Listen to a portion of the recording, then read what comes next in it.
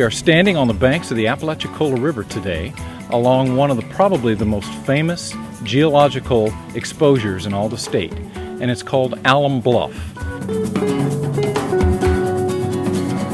There are a number of ways that you can get to this beautiful place. One is by boat. You can put in on the Apalachicola River at Bristol. There are boat landings in both Bristol and Blountstown, and you come upriver until you get to Alum Bluff. Or you can put in on any number of boat ramps that are between here and Chattahoochee. So you can either do it by motorboat, or you can do it by kayak or canoe, or float down here if you are so inclined. There's another way. There's an approach by land, and you actually come through a beautiful preserve that's owned by the Nature Conservancy, and it's called the Apalachicola Bluffs and Ravines. One of the most impressive things that you'll see here at Alum Bluff is the elevation change. You see a great big exposure of geological strata. And in Florida, that's not something that we usually get to see. We don't have any mountains in Florida. We don't have any giant canyons. However, along some rivers, like this one, the Apalachicola, it has meandered back and forth in its floodplain, and it has cut into the geologic strata that are exposed here. So what you will see are a number of different geologic units of differing ages.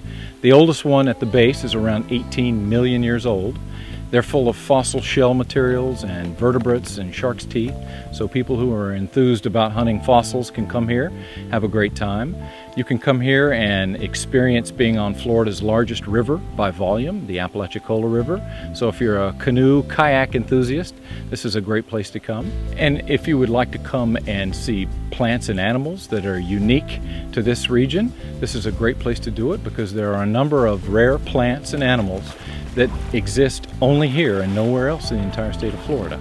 So there's a little bit of something for every nature enthusiast here. There are very few places left in indeed the country and probably the world where you can go and not necessarily hear the influence of man. Plains, highways, all of that.